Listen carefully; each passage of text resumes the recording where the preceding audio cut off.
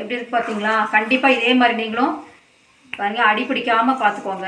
நம்ம கீழே இருந்து நல்லா கிளறி விட்டுக்கணும். அப்படி அடி பிடிக்காத அளவுக்கு பார்த்துக்கிட்டா தான் டேஸ்ட்டாக இருக்கும். பொங்கல் நல்லா வாசனையோடு இருக்கும். அடி பிடிக்குதுன்னு தெரிஞ்சால் நம்ம கொஞ்சம் நெய் ஆட் பண்ணிக்க வேண்டியது தான். சரி, ரெடி ஆகிடுச்சிங்களா? இப்போ சக்கரை பொங்கல் இன்னும் ஒரு 2-3 மினிட்ஸ் கூட நல்லா கொதிக்க வச்சிடலாம். வணக்கம், welcome to Bhanumathi Guru kitchen. இன்றைக்கி சக்கரை பொங்கல் பண்ண போகிறோம். ப்ராப்பராக பொங்கல் அன்றைக்கி எந்த மாதிரி பொங்கல் பண்ணணுன்றது இப்போ பாசிப்பருப்பு வச்சு நம்ம வெல்லம் வச்சு ஒரு சர்க்கரை பொங்கல் பண்ண போகிறோம். அது வெல்லம் வச்சு பண்ணுறதுனா கூட பேர் சக்கரை பொங்கல்னு தான் சொல்லுவோம். இப்போ அதுக்கு பிறகு தேவையானதெல்லாம் பார்த்துக்கலாம். இது 1 டம்ளர் பச்சரிசி, அதாவது 200 கிராம் பச்சரிசி எடுத்துக்கிறோம். அதில் 100 கிராம் பாசிப்பருப்பு எடுத்துக்கிறோம்.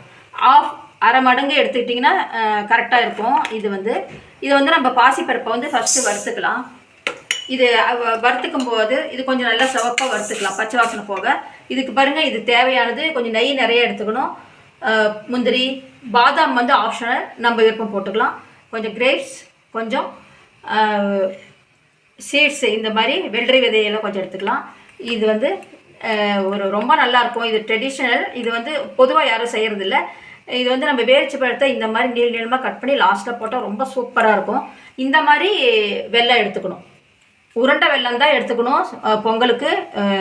இன்றைக்கி அதாவது பொங்கல் அன்றைக்கி மெயின் ஹீரோயினே இந்த வெல்லம் தான். இது நம்ம கரெக்டான வெல்லமாக பார்த்து செலக்ட் பண்ணி எடுத்துக்கும் போது தான் ரொம்ப சூப்பராக இருக்கும். இப்போ பாருங்கள், பாசிப்பருப்பு வறுத்ததையும் அரிசியும் சேர்த்து நல்லா கழுவி வச்சுருக்கேன். இப்போ நம்ம இதை குக்கரில் சேர்த்துக்கலாம். இது குக்கரில் செய்கிறது இப்போ எல்லாருக்கும் ஒரு ஈஸி மெத்தட்ன்றதால இதில் நம்ம இஷ்டம். பானையிலையும் செஞ்சுக்கலாம். பானையில் செய்கிறதா இருந்தால் பாசிப்பருப்பை நல்லா வேக வச்சுட்டு அதுக்கப்புறம் அரிசியை நம்ம சேர்த்துக்கணும். இப்போ ஒரு ஈஸி மெத்தட் காமிக்கிறேன். இதில் ஒரு 5 டம்ளர் தண்ணி சேர்த்துக்கலாம். இப்போ இது மொத்தமாக 250 கிராம்ஸ் இதில் சேர்த்துருக்கோம். அதுக்கு 5 டம்ளர் 1 லிட்டர் தண்ணி இதில் சேர்த்தா கரெக்டாக இருக்கும். 1 லிட்டர் வச்சா கரெக்டாக நல்லா நைஸாக வெந்திருக்கும். இப்போ மூடி போட்டு போட்டுட்டு நம்ம ஒரு 5 விசில் விட்டு ஆஃப் பண்ணிக்கலாம். 5 விசில் வந்தாச்சு. இப்போ ஆஃப் பண்ணியாச்சு. இப்போ நம்ம இன்னொரு கடாய் வச்சுக்கலாம். இது மெயின் இது ஸ்டவ் பற்ற வச்சுட்டு இதில் பாருங்கள், இதில் தான் நானும் டோட்டலாக இதில் 1.5 பாசிப்பருப்பும் அரிசியும் சேர்த்து இதில் 1.5, இதில் 3 டம்ளர் அளவுக்கு இப்போ வெல்லத்தை இதில் சேர்த்துக்க போகிறோம். 3 அளவுக்கு. அப்போ தான் ரொம்ப நல்லாயிருக்கும். இப்போ 3 மடங்கு ஆச்சுங்களா? இதுக்கு ஒரு அரை கொஞ்சமாக தண்ணி விட்டு இதை நல்லா பாகு மாதிரி காய்ச்சிக்கலாம்.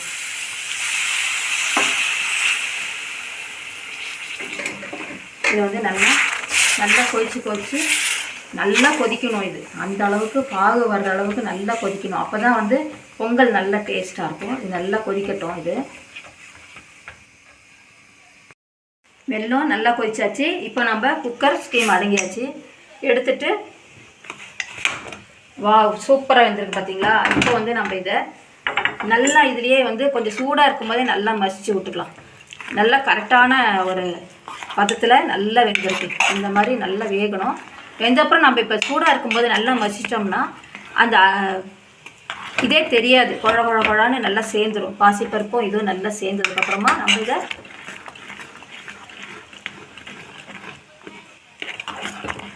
இந்த அளவுக்கு நல்லா மசியணும். இப்போ நம்ம இதை வெல்ல பாகில் கொஞ்சம் கொஞ்சமாக இதை சேர்த்துடலாம். இதை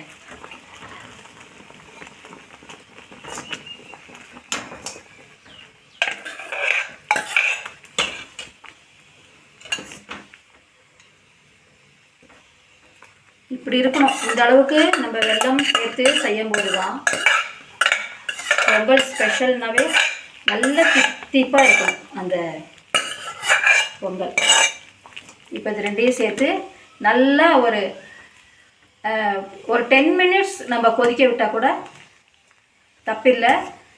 நம்ம நல்லா இப்போ கொஞ்சம் கொஞ்சமாக இப்போ நம்ம என்ன பண்ண போகிறோம்னா கொஞ்சம் நெய் சேர்த்துக்கலாம் இதில். அப்போ தான் அடிப்பிடிக்காமல் இருக்கும். நம்ம இதை பாசிப்பருப்பும்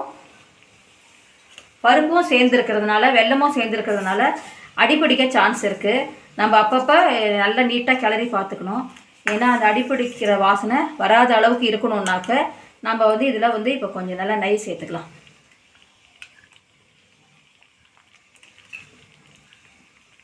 நல்லா ஒரு 3 டீஸ்பூன் நெய் நல்லா சேர்த்துட்டு, இப்போ நெய் சேர்க்கும் போது என்ன ஆகும்னாக்கா அடிப்பிடிக்க சான்ஸ் இல்லை.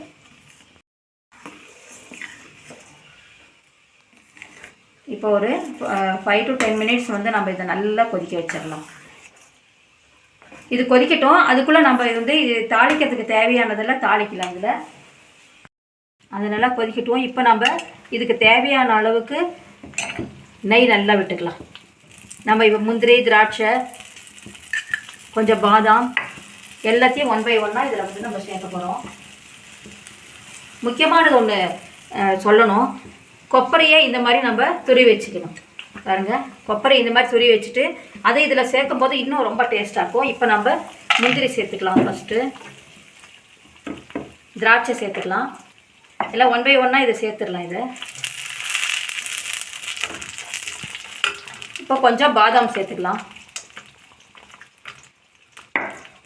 இப்போ வந்து மெயினாக இந்த கொப்பரையும் இதில் வந்து நம்ம சேர்த்துடலாம். நல்லா ஒரு அரை மூடி கொப்பரையை இந்த மாதிரி நீளமாக துருவி இதில் சேர்க்கும்போது சரியான டேஸ்ட் சூப்பராக இருக்கும். இதை வந்து நல்லா இந்த மாதிரி வச்சு விட்டுக்கலாம்.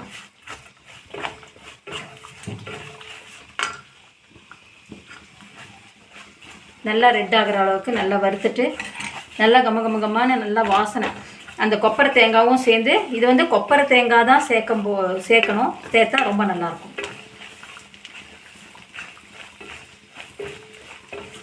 இது வந்து ஆஃப் பண்ணுறதுக்கு முன்னாடி பாருங்கள், இதையும் இந்த பேரிச்சம்பழத்தையும் நீளமாக நறுக்கி வச்சுருக்கோம். இதையும் வந்து இதில் சேர்த்துடலாம். இப்போ நான் வந்து இதை ஆஃப் பண்ணிக்கிறேன். போதும். இதெல்லாம் நம்ம எடுத்து அப்படியே பொங்கலில் வந்து இதெல்லாம் சேர்த்துடலாம். இதை பாருங்கள், நல்லா கொதிச்சிட்ருக்கு. இந்த பொங்கலில் இதை சேர்த்துடலாம்.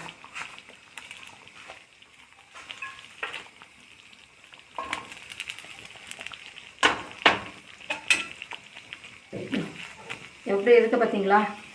அருமையான ஒரு பொங்கல் அன்றைக்கி செய்யக்கூடிய ஒரு பொங்கல் அருமையாக இருக்கும். இது வந்து கொஞ்சம் விட்ட உடனே அப்படியே கெட்டி ஆகிடும். இது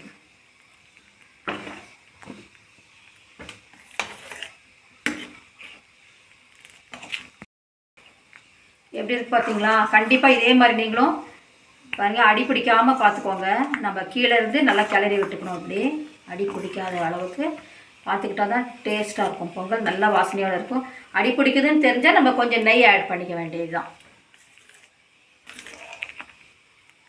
சரி, ரெடி ஆகிடுச்சிங்களா? இப்போ சக்கரை பொங்கல் இன்னும் ஒரு 2-3 மினிட்ஸ் கூட நல்லா கொதிக்க வச்சிடலாம்.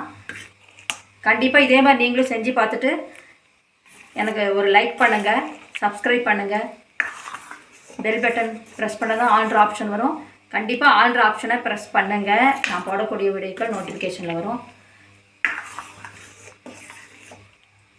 இது வந்து இப்போது கண்டிப்பாக உங்களுக்கே தெரியும் இது ரொம்ப டேஸ்ட்டாக இருக்க போகுது அப்படின்னு சொல்லிட்டு. இதில் இன்னும் கூட கொஞ்சம் நெய் விட்டுக்கிட்டாக்க ரொம்ப நல்லாயிருக்கும். நெய் எவ்வளோக்கு எவ்வளோ நம்ம விடுறோமோ அந்த அளவுக்கு வந்து பொங்கல் வந்து நல்ல டேஸ்ட்டாக இருக்கும். இப்போ நம்ம ஸ்டவ் ஆஃப் பண்ணிக்கலாம்.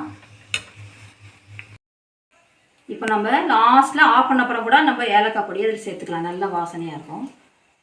ஏலக்காய் பொடி சேர்த்தாச்சு. ஸ்டவ் ஆஃப் பண்ணியாச்சு. பாருங்கள், இப்போ நல்லா கெட்டி ஆகியாச்சு. சூப்பரான ஒரு சக்கரை பொங்கல் ரெடி. இதை வந்து நம்ம நல்லா வாழை இலையில் இதை போட்டு சாப்பிடும்போது சூப்பராக இருக்கும். பாருங்கள், கெட்டி ஆகிடுச்சு. இன்னொரு 5 மினிட்ஸ் விடும்போது இன்னுமே நல்ல ஒரு சூப்பரான கன்சிஸ்டன்சியில் நல்லா இந்த மாதிரி எடுத்து சாப்பிடும்போது தான் நல்லாயிருக்கும்.